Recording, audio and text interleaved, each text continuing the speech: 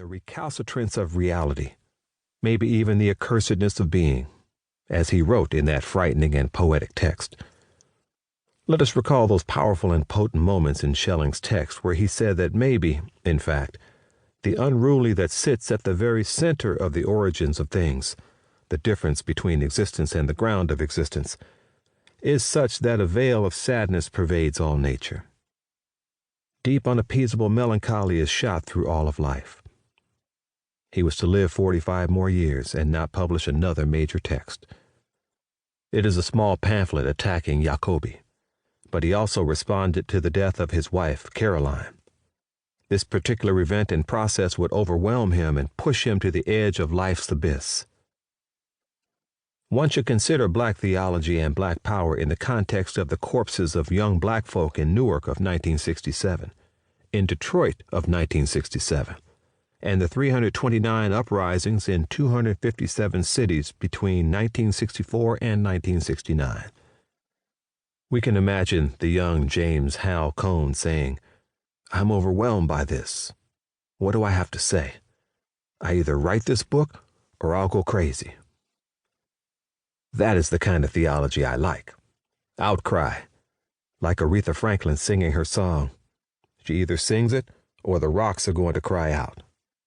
We need more intellectual work like this, work that comes from the heart and the soul and mind, the type of intellectual work that the Academy does not know what to do with.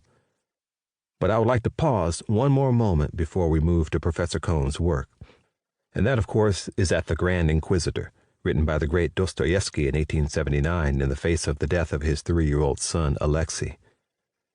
In that section of the Brothers Karamazov is the prose poem that is probably the high moment of wrestling with the reality of evil in European literature. Dostoevsky wrote of the ways elites dangle miracle and mystery and authority in the faces of the masses to pacify them, assuming that they do not have the capacity to actually bear the burden and responsibility of freedom, as terrifying and horrifying as freedom actually is. There is an indescribable moment when the Inquisitor is waiting for an answer from Jesus.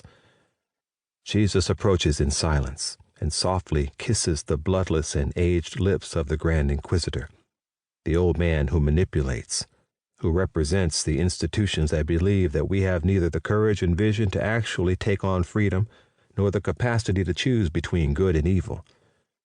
And what does that old man do? What does the Grand Inquisitor do? He shudders the cosmic shudder, the existential quiver, the tragic qualm. This is ontological vertigo in the face of what seems to be an inexplicable reality of such darkness, the night side, the underside. James H. Cone spoke to America and said, "I know that you are an exemplary death-dodging and death-ducking culture, sentimental and melodramatic. You come up with ingenious modes of denying and evading and avoiding the underside of things. But there is some suffering here. There is some sadness and sorrow and heartache and heartbreak. There is some grief here. There are some things and some actions here with which you must come to terms because 1968 has reached the point now where the foundation of America's civilization has begun to shake." After 212 uprisings on the night that the bullets went through the precious body of Martin Luther King, Jr., America can no longer deny the fact that either it comes to terms with the vicious legacy of white supremacy, or the curtain will fall on the precious experiment in democracy called America, just like the Civil War 100 years earlier.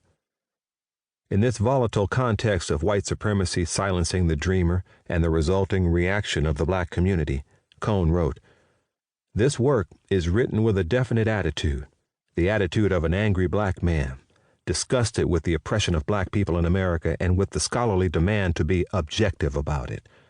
Too many people have died, and too many are on the edge of death. Is it not time for theologians to get upset? What does it take to unsettle some of these paradigms that generate these fascinating and subtle formulations about God and society while there are people dying in your very midst and you do not have a word to say about it?" But in this text, Cone is dealing with not just the death of Martin, nor just the death of so many freedom fighters of all colors, though disproportionately Black. He is also dealing with the death of something in him. It is the death of the Negro and the birth of blackness. It is the death of a certain kind of deferential